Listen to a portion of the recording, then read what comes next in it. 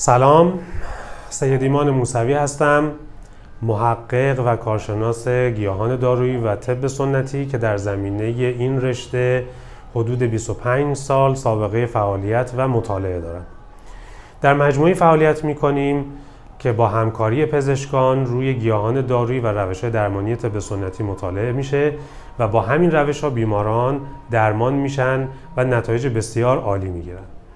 قرار بود که در این ویدیو در مورد فواید و مضرات نمک به صورت علمی و مستدل صحبت بکنیم و در واقع بپردازیم به این موضوع که آیا مطالبی که در مورد نمک بر سر زبانها هست و در فضای مجازی رایج شده درست هست یا نادرست. منابعی که برای این صحبت من استفاده کردم: اول کتاب فیزیولوژی پزشکی دکتر آرتور گایتون که از منابع و رفرنس‌های دانشگاهی هست، و دوم کتاب مخزن الادویه، و سوم کتاب قانون بوعلی سینا، و چهارم کتاب ذخیره خوارزمشاهی.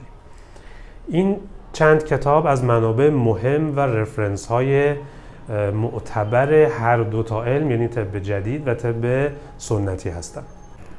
نکته‌ای که می‌خوام به اون بپردازیم این هست که خیلی بر سر زبان‌ها افتاده که نمک ماده مضریه و اون رو اغلب محافل پزشکی به عنوان یکی از سموم معرفی می‌کنن و حتی تو بعضی از جملات تبلیغاتی وزارت بهداشت به اون سم سفید اطلاق میشه.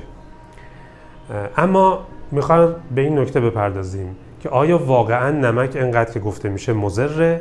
در ویدیو قبلی گفتم که در طب سنتی مصرف نمک خیلی توصیه شده و گفته شده که حتماً برای اصلاح غذا و برای دفع سموم از بدن و برای ضد عفونی کردن دستگاه گوارش از نمک استفاده بکنید. هرچند که گفته میشه نمک طبیعی، یعنی سنگ نمک معدنی، دستکاری‌های صنعتی که در نمک میشه برای بدن مضره، اما این موضوع بحث دیگری داره که بعداً به اون خواهیم پرداخت.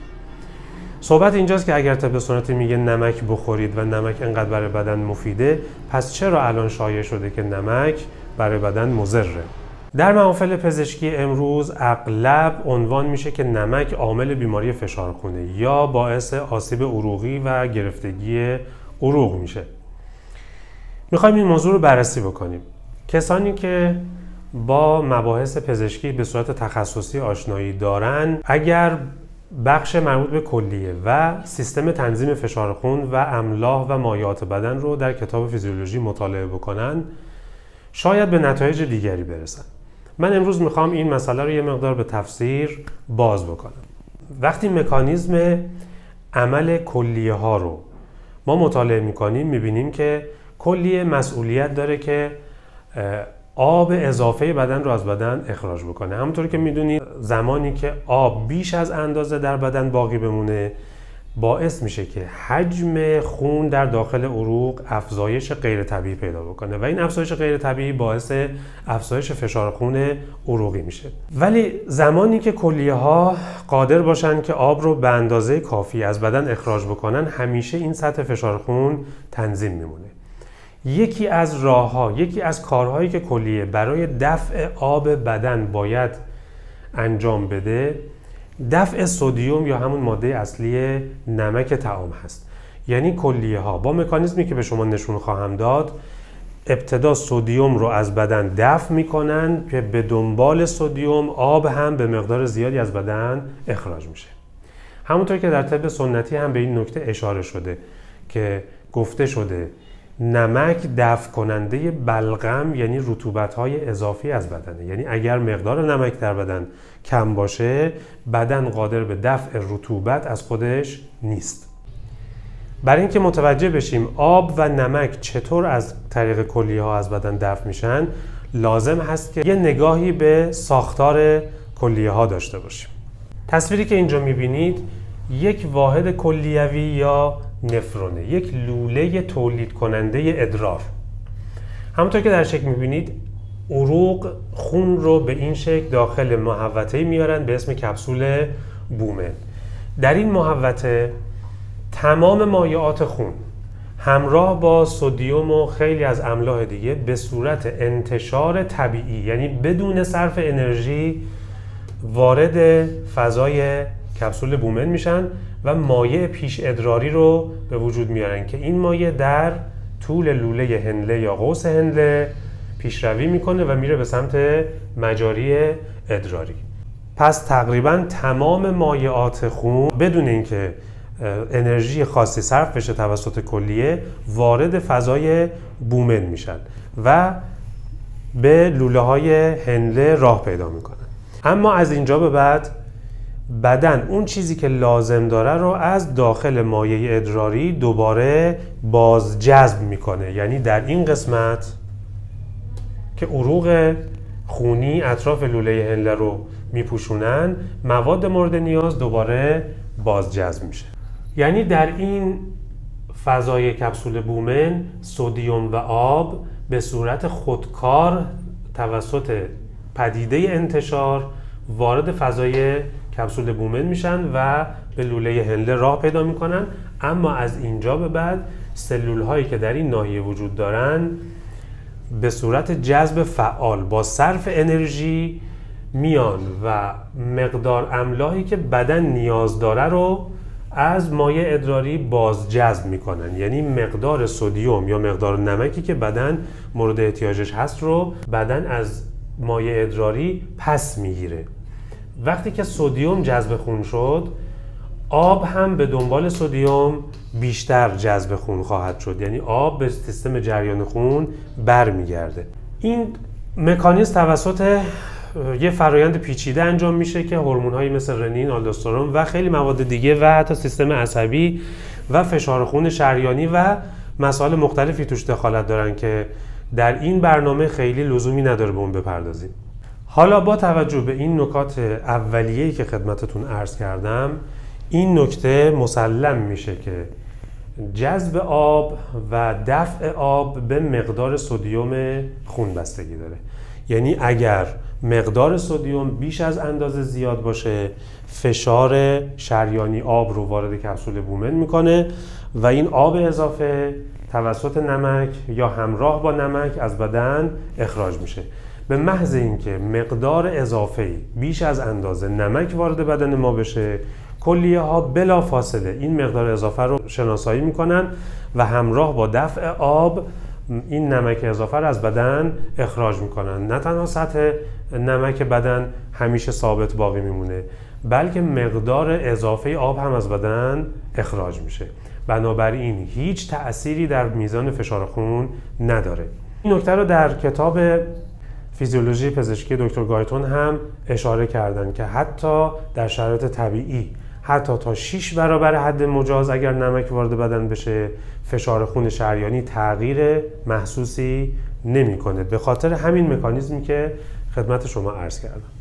با توجه به این مسئله، اگر برعکس این اتفاق بیفته، یعنی سطح سدیم خون بسیار کم بشه، کلیه ها مجبورن باز جذب سدیم از لوله های هندله رو افزایش بدن. یعنی مجبورن مقدار بیشتری سدیم رو از این لوله ها جذب کنن. به دنبال این جذب آب بیشتری هم باید به سیستم جریان خون برگردونن. نتیجه این اتفاق احتباس مایعات در بدنه. همونطور که در طب سنتی هم اشاره شد که بلغم به وسیله نمک از بدن اخراج میشه. یعنی کمبود نمک باعث در واقع تجمع بلغم در بدن میشه. حالا این بلغم کجا خودشون نشون میده؟ اولا که اگر مایعات بدن به اندازه کافی از بدن اخراج نشن، ما این مایعات اضافه رو به شکل ورم در بدن میبینیم. یعنی ادم دستها و پاها، ادم ریه و آب آوردن مغز. دوم این که خود جذب مایعات بیش از اندازه که در این قسمت انجام میشه میتونه باعث افزایش فشار خون بشه، یعنی باعث هایپرتانسیون بشه. این هایپرتانسیون شریانی در اثر احتباس آب ایجاد شده که این احتباس آب خودش در اثر کمبود نمکه. بنابراین حذف نمک و یا کم کردن بیش از اندازه اون میتونه برای بدن زیانهای خطرناک داشته باشه. نکته بعدی که باید به اون اشاره بکنیم اینه که نمک یعنی یود سدیم در اغلب مکانیزم‌های عصبی، عضلانی، قلبی، مغزی و خیلی جاهای دیگه نقش حیاتی داره. یعنی اگر یون سدیم در بدن کم بشه، سیستم عصبی ما دیگه سیگنال‌های عصبی رو نمیتونه منتقل بکنه. عضلات ما به واکنش‌های طبیعی خودشون پاسخ نمیدن. قلب دچار مشکلات جدی مثل آریتمی میشه. به همین دلیل کمبود نمک در بدن میتونه باعث حتی تشنج، به هم ریختگی وضعیت عضلانی و حتی خدای نکرده مرگ بشه. پس عوارض کمبود سدیم در بدن هم بسیار خطرناکه. همونطور که عرض کردم خدمتتون، نمک جزء مواد حیاتی بدنه و برای حفظ حیات و تعادل حیات لازم و ضروری. حالا ببینیم در چه شرایطی نمک میتونه فشار خون شریانی رو افزایش خطرناک بده. همونطور که عرض کردم خدمتتون، اینجا نمک به صورت انتشار طبیعی منتقل میشه. پس هیچ مانعی بر سر راه انتشار طبیعی نمک به داخل کپسول بومن وجود نداره. اما شرایطی که اولا فشار خون در عروق داخل کپسول بومن، یعنی در این قسمت، کمتر بشه، انتشار نمک به داخل کپسول بومن دچار مشکل میشه. این چه شرایطیه؟ شرایطی که خون به درستی در عروق خونی کپسول بومن جریان پیدا نکنه، یعنی به دلیل انسداد، تصلب شریان یا مقاومت عروقی این انتشار دچار اختلال بشه، یا به دلیل به هم خوردن آنزیم ها و هورمون هایی که نقش تعادلی در جذب و بازجذب سدیم از خون دارن، این جذب و بازجذب دچار اختلال بشه. در این صورت کلیه ها قادر به دفع نمک به اندازه کافی و به دنبال اون دفع آب از بدن نیستن و نتیجهش افزایش مایعات خون و افزایش مایعات بین سلولی و طبیعتاً احتباس آب و افزایش فشار خون میشه. شرایط دیگه هم که کلیه ها به دلیلی دچار نقص میشن، مثلا توده های سرطانی یا حذف بخشی از کلیه یا خود بیماری دیابت که از طریق عروق کلیه ها رو بسیار ضعیف میکنه. در این شرایط هم مصرف نمک میتونه باعث افزایش فشار خون باشه. پس دقت بفرمایید که نمک به طور طبیعی در شرایطی که بدن ما کلیه های سالم دارن و سیستم هورمونی تنظیم نمک به درستی دارن عمل میکنن، هیچ ضرری برای بدن نداره و مقدار اضافه نمک به سرعت توسط کلیه ها از بدن اخراج میشه و خودش نقش حیاتی در تنظیم میزان مایعات داره. اما شرایطی که بدن دچار انسداد شده یا تعادل هورمونی بدن به هم خورده، در اون شرایط ممکنه نمک بر بدن آسیبزا باشه که باز این رو عرض میکنم خدمتتون که علت این اتفاق نمک نیست. باید اون علت، یعنی به هم خوردن تعادل هورمونی یا گرفتگی‌های عروقی برطرف بشه که این پدیده اتفاق نیفته. بنابراین با توجه به این مکانیزم ها که در کتب علمی هم به اونها اشاره شده، میتونیم این نتیجه رو بگیریم که نمک نه اونقدری که طب جدیدها میان اغراقگونه به اون میپردازن و اون رو مضر معرفی میکنن مضره، نه به اون اندازه که مخالفین طب جدید میان میگن که حتما نمک رو همیشه در هر شرایطی باید خورد مفیده. پس نمک در شرایطی میتونه بسیار مفید باشه و هیچ ضرری هم برای بدن نداشته باشه، اما در شرایطی هم میتونه برای بدن آسیب‌هایی داشته باشه. اما این نکته رو ما به طور کل رد میکنیم که نمک عامل بیماری فشار خونه. همونطور که در مکانیزم‌های قبلی توضیح دادم، نمک عامل بیماری فشار خون نیست. عامل بیماری فشار خون یا مشکلاتی که در عروق به وجود اومده، مقاومت عروقیه، یا مشکلاتی که در تنظیم هورمون‌های مربوط به فشار خون بدن و سیستم تنظیم فشار خود به خودی بدن اتفاق افتاده و نمک مقصر نیست. غیر از اینها باید به نکات دیگه‌ای که در مورد نمک وجود داره اشاره بکنیم.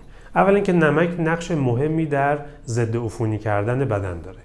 یعنی زمانی که میکروب ها و ویروس ها به بدن حمله میکنن، بدن نیازمند مقدار بیشتری از نمک خواهد شد. نمک معده رو ضد عفونی میکنه. غیر از اون نمک مصلح غذاست. یعنی خیلی از غذاها رو شما حتما باید نمک بزنید تا وضعیت مزاجی اون غذا اصلاح بشه یا اون غذا به اصطلاح در معده دچار فساد نشه. به عنوان مثال خیار مصلحش نمک، یا به ماهی حتما باید نمک به اندازه کافی بزنید که اینها در معده دچار فساد نشن و نمک اونها رو ضد عفونی و اصلاح کنه. پس نمک باید به اندازه طبیعی و متعادل مصرف بشه. اندازه طبیعی نمک هم به اندازه ذائقه و طبع ماست. یعنی علاقه ما به مصرف نمک ما رو در تعیین مقدار نمک راهنمایی میکنه. پس به اندازه‌ای که ذائقه شما نمک رو قبول میکنه اون رو مصرف بکنید.